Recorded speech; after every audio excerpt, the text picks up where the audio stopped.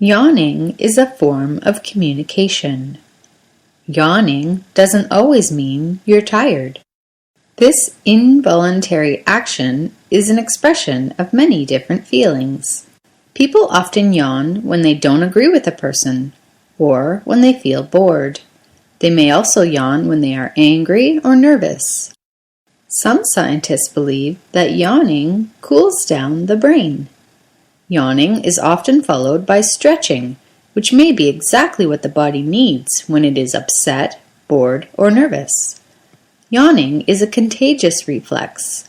When you see someone yawn, it often causes you to yawn.